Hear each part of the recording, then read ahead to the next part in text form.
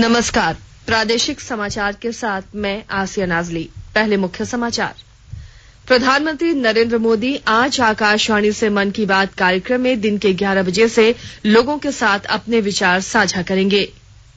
आज राष्ट्रीय pulse polio टीकाकरण अभियान, राज्य के 60 लाख बच्चों को दी जाएगी पोलियो की खुराक। राज्य के 22 जिलों में कल चले कोरोना टीकाकरण अभियान में 7,607 स्वास्थ्य कर्मियों को लगाए गए टीके। और ट्रेन परिचालन और सुरक्षा देने में अव्वल रहे रांची रेल मंडल को मिलेगा 5 श्रेणियों में पुरस्कार। अब समाचार विस्तार से। कोविड-19 महामारी के खिलाफ देश एकजुट होकर लड़ रहा है। आप भी हमारे साथ सुरक्षा और बचाव के 3 आसान एहतियाती उपायों का संकल्प लें। मास्क पहनें, 2 गज की दूरी है जरूरी, सुरक्षित दूरी बनाए रखें, हाथ और मुंह साफ रखें। प्रधानमंत्री नरेंद्र मोदी आज दिन के 11 बजे से आकाशवाणी से मन की बात कार्यक्रम में लोगों के साथ अपने विचार साझा करेंगे। यह इस कार्यक्रम की 73वीं कड़ी होगी। इसे आकाशवाणी और दूरदर्शन के समूचे नेटवर्क पर और AIR न्यूज की वेबसाइट www.newsonair.com तथा news on AIR mobile app पर भी प्रसारित किया जाएगा। इस कार्यक्रम का आकाशवाणी, डीडी न्यूज, प्रधानमंत्री कार्यालय और सूचना और प्रसारण मंत्रालय के YouTube चैनलों पर भी सीधा प्रसारण किया जाएगा। हिंदी प्रसारण के तुरंत बाद क्षेत्रीय भाषाओं में इस कार्यक्रम का प्रसारण होगा। क्षेत्रीय भाषाओं में यह प्रसारण रात 8 बजे दोबारा सुना जा सकेगा। प्रधानमंत्री नरेंद्र मोदी आज शाम 3:15 बजे प्रबुद्ध भारत के 125वें वार्षिक समारोह को संबोधित करेंगे। यह कार्यक्रम उत्तराखंड के मायावती स्थित अद्वैत आश्रम ने आयोजित किया है।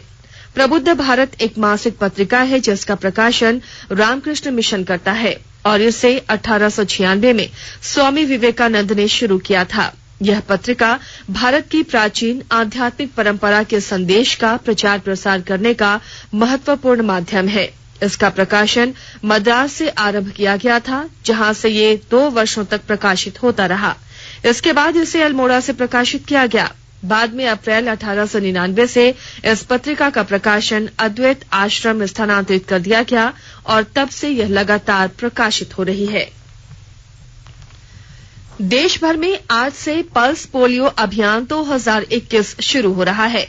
राष्ट्रपति रामनाथ कोविंद ने कल राष्ट्रीय प्रतिरक्षण दिवस की पूर्व संध्या पर राष्ट्रपति भवन में 5 वर्ष से कम आयु के बच्चों को पोलियो की खुराक पिलाकर इस अभियान की शुरुआत की। झारखंड में 60 लाख बच्चों को पल्स पोलियो की खुराक दी जाएगी।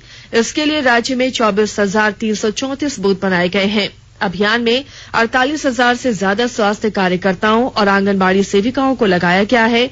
जो बच्चे आज खुराक नहीं ले पाएंगे उन्हें कल स्वास्थ्य अभिकर्ता घर घर जाकर खुराक पिलाएंगे। राज्यसभा के सभापति एम वेंकैया नायडू ने बजट सत्र के दौरान सदन का कामकाज सुचारू रूप से चलाने के लिए आज सभी राजनीतिक दलों के नेताओं की बैठक बुलाई है। हमारे संवाददाता ने बताया है कि सोमवार को संसद में केंद्रीय बजट 2021-22 पेश किया जाएगा।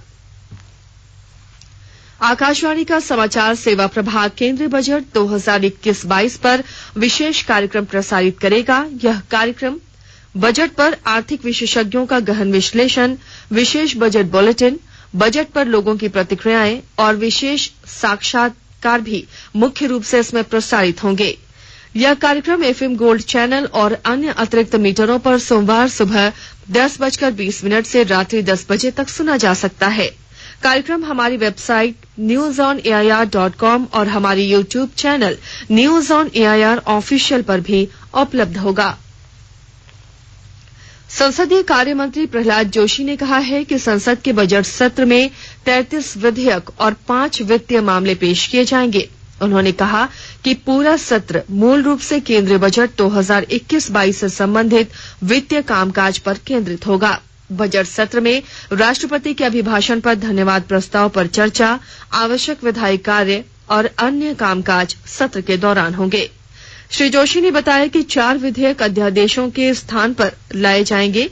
उन्होंने कहा कि केंद्रीय बजट 2021-22 सोमवार को 11 बजे लोकसभा में पेश होगा। केंद्र सरकार ने कहा है कि देश में तेज आर्थिक सुधार हो रहा है, जो अर्थव्यवस्था की आंतरिक मजबूती और संकट से उबरने की क्षमता का प्रमाण है। विशाल टीकाकरण अभियान, सेवाओं के क्षेत्र में मजबूत सुधार तथा उपभोग और निवेश में तेज वृद्धि के बल पर यह आर्थिक सुधार हुआ है। संसद के पटल पर रखे गए आर्थिक सर्वेक्षण में वित्त वर्ष 2021-22 में भारत के वास्तविक सकल घरेलू उत्पाद की वृद्धि दर 11% रहने का अनुमान है। प्रमुख आर्थिक सलाहकार डॉक्टर कृष्णमूर्ति सुब्रमण्यम ने कहा है कि बिजली की मांग, माल ढुलाई, ई-वे बिल, जीएसटी संकलन और स्टील की खपत जैसे संकेतों में तेजी लौटने के बल पर यह सुधार आया है। प्रधानमंत्री नरेंद्र मोदी ने आश्वस्त किया है कि सरकार कृषि कानूनों के मुद्दे पर खुले मन से आगे बढ़ रही है। संसद के बजट सत्र पर सर्वदलीय बैठक में श्री मोदी ने फिर कहा कि कृषि मंत्री बातचीत के लिए हर समय उपलब्ध हैं। बैठक में 26 जनवरी की दुर्भाग्यपूर्ण घटना का उल्लेख होने पर प्रधानमंत्री ने कहा कि कानून अपना काम करेगा। यह बैठक नई दिल्ली में प्रधानमंत्री की अध्यक्षता में हुई। सर्वदलीय बैठक के बाद संसदीय कार्य मंत्री प्रहलाद जोशी ने कहा कि 11वें दौर की बातचीत के बाद किसानों को दिए गए प्रस्ताव पर सरकार अब भी कायम है। जो डिस्कशन के लिए, नेगोशिएशन के लिए 22nd, 23rd को हमारा एग्रीकल्चरल मिनिस्टर श्री नरेंद्र सिंह तोमर जी ने जो उन्होंने ऑफर किया था, हम डिस्कशन के लिए तैयार है। अगर आप डिस्कशन फर्दर कंटिन्यू चाहते हैं तो मैं एक फोन कॉल पे अवेलेबल हूं। जो स्टेटमेंट जो उनको कम्युनिकेट किया गया था दैट स्टिल स्टैंड्स गुड। सरकार बातचीत करने के लिए तैयार है। श्री जोशी ने कहा कि प्रधानमंत्री ने सर्वदलीय बैठक में कहा कि किसानों को आगे बढ़ना चाहिए और सरकार का प्रस्ताव स्वीकार करना चाहिए। प्रधानमंत्री ने कहा कि सरकार विभिन्न मुद्दों पर विस्तार से चर्चा करने को तैयार है। श्री जोशी ने बताया कि उन्होंने सदन में व्यापक बहस और संसद के सुचारू कामकाज के महत्व पर बल दिया। केंद्र ने जनजातीय समूहों को वन्य उपज का उचित मूल्य और पारिश्रमिक प्रदान करने के लिए न्यूनतम समर्थन मूल्य योजना बनाई है। इसमें वन्य उपज में 14 नए प्रकार के लघु वन उत्पादों को भी शामिल करने का निर्णय लिया है। इन वस्तुओं में तसर, रेशम कीट, सूखा सेब, बांस, मलकांगनी बीज और जंगली सूखा मशरूम शामिल है।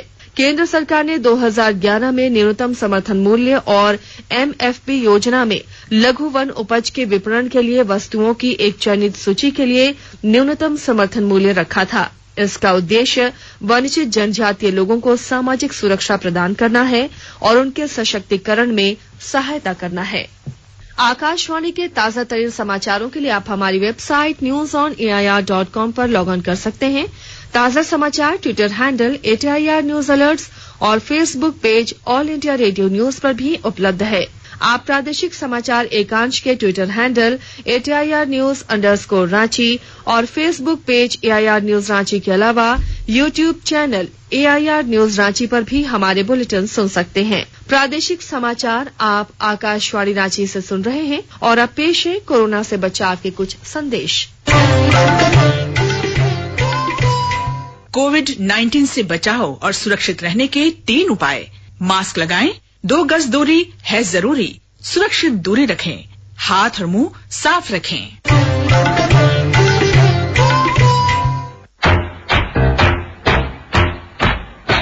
चलो मिलकर एक शुरुआत करें, चलो एक फैसला आज करें, मास्क नहीं तो टोकेंगे, कोरोना को रोकेंगे, चलो इस वादा करते हैं, चलो इस वादा करते हैं, मास्क नहीं तो टोकेंगे, कोरोना को रोकेंगे।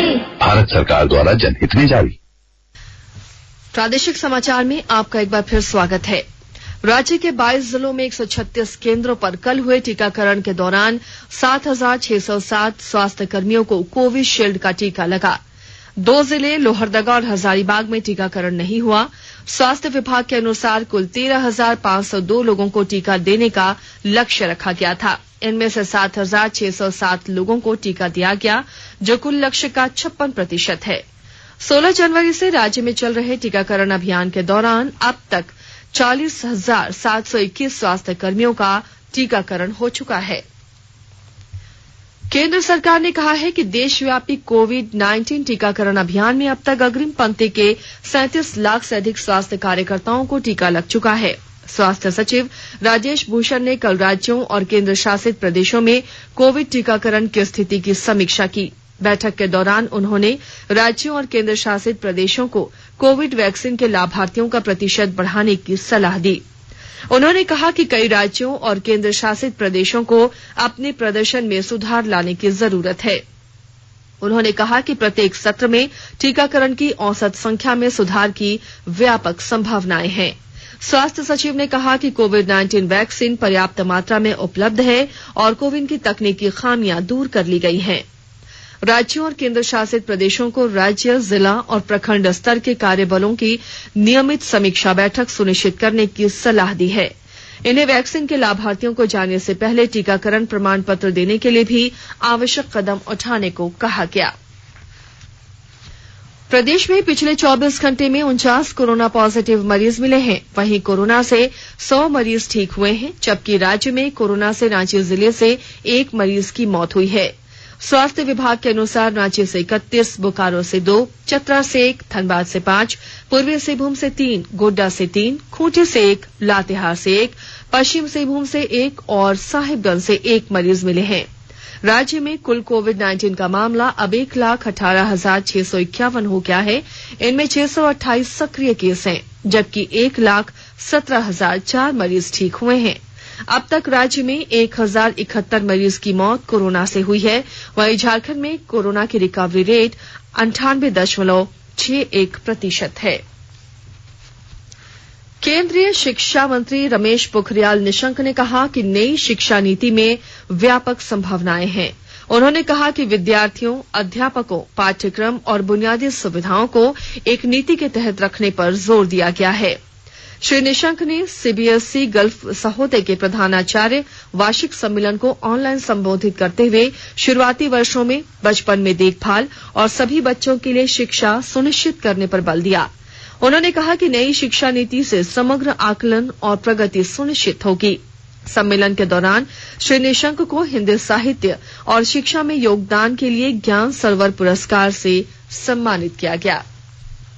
रांची रेल मंडल ट्रेनों के परिचालन और सुरक्षा देने में दक्षिण पूर्व रेलवे जोन में पहले स्थान पर रहा है। इस उपलब्धि के लिए दक्षिण पूर्व रेल मुख्यालय की ओर से रांची रेल मंडल को 5 श्रेणियों में पुरस्कृत किया जाएगा। 5 फरवरी को कोलकाता स्थित गार्डन रिच मुख्यालय में आयोजित 65वें रेलवे वीक अवार्ड समारोह में ये पुरस्कार दिए जाएंगे। मंडल के उप महाप्रबंधक आर शर्मा ने बताया कि जिन 5 श्रेणियों में पुरस्कार दिए जाएंगे उनमें best kept station shield, best security shield, outstanding recovery shield, punctuality shield और बेस्ट कोचिंग डिपो शील्ड शामिल हैं।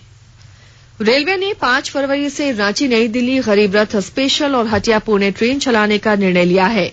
रांची नई दिल्ली गरीब रथ स्पेशल ट्रेन 5 फरवरी से अगले आदेश तक सप्ताह में 3 दिन सोमवार, मंगलवार और शुक्रवार को रांची से चलेगी। वहीं हटिया पुणे स्पेशल ट्रेन 5 फरवरी से अगले आदेश तक सप्ताह में 2 दिन सोमवार और शुक्रवार को हटिया से चलेगी। पलामू जिले में ठंड की वजह से जनजीवन प्रभावित हुआ है। हमारे पलामू संवाददाता ने बताया कि मौसम में बदलाव लगातार जारी है। डाल्टनगंज समेत जिले के अन्य हिस्सों में 2 दिनों तक हल्की बारिश दर्ज हुई। इसका असर न्यूनतम तापमान के साथ उच्चतम तापमान पर भी देखने को मिला है। डाल्टनगंज के उच्चतम तापमान में पिछले 24 घंटे में गिरावट दर्ज की गई है। झालसा के दिशा निर्देश और पलामू जिला विधिक सेवा प्राधिकार की ओर से कल व्यवहार न्यायालय पलामू में इस वर्ष की पहली वर्चुअल लोक अदालत लगाई गई। इसकी अध्यक्षता प्रधान जिला और सत्र न्यायाधीश प्रदीप कुमार चौबे ने की। मौके पर सुलह समझौते के आधार पर 110 मामलों का निस्तारण किया गया। 25 फरवरी से 2 मार्च तक आयोजित होने वाले 25वीं सीनियर नेशनल वुशु चैंपियनशिप में झारखंड की टीम भी शामिल होगी। झारखंड वुशु एसोसिएशन के सचिव शैलेंद्र दुबे ने बताया कि इसके लिए राज्य सीनियर वुशु प्रतियोगिता का आयोजन 7 फरवरी को किया जाएगा। इसके आधार पर चयनित टीम चंडीगढ़ जाएगी। और आइए अब सुनते हैं अखबारों की सुर्खियां। राज्य से प्रकाशित होने वाले लगभग सभी अखबारों ने नई दिल्ली में कल हुए सर्वदलीय बैठक की खबर को पहले पन्ने पर प्रमुखता से जगह दी है। प्रभात खबर ने अपनी सुर्खी बनाई है, प्रधानमंत्री ने कहा सरकार का प्रस्ताव बरकरार, वार्ता से ही समाधान। दिल्ली की सीमाओं पर इंटरनेट सेवाएं 31 तक बंद। दैनिक भास्कर ने लिखा है, किसान आंदोलन के 66वें दिन प्रधानमंत्री ने दिए बड़े संकेत, कहा वार्ता से हल निकलेगा, किसानों से एक कॉल की ही दूरी। दैनिक हिंदुस्तान ने भी सर्वदलीय बैठक की खबर को पहले पन्ने पर लिया है। अखबार की सुर्खी है, प्रधानमंत्री नरेंद्र मोदी ने कहा, किसानों को दिया प्रस्ताव अब भी बरकरार। दैनिक जागरण ने लिखा है, एक फोन पर सरकार वार्ता को तैयार, प्रधानमंत्री ने कृषि कानून विरोधी किसानों को बातचीत की मेज पर लौटने का दिया विकल्प। स्थानीय रांची एक्सप्रेस की सुर्खी है, मुख्यमंत्री हेमंत सोरेन ने कहा, टाना भक्तों को सरकार वस्त्र के लिए देगी भत्ता। वहीं अंग्रेजी दैनिक हिंदुस्तान टाइम्स ने भी सर्वदलीय बैठक की खबर को पहले पन्ने पर लिया है। अखबार ने लिखा है, कृषि कानून विरोधी किसानों को दिए गए प्रस्ताव का विकल्प अब भी खुला है। द टाइम्स ऑफ इंडिया ने लिखा है, प्रधानमंत्री ने कहा, कृषि मंत्री द्वारा दिया गया प्रस्ताव अब भी बरकरार। और अब अंत में मुख्य समाचार एक बार फिर।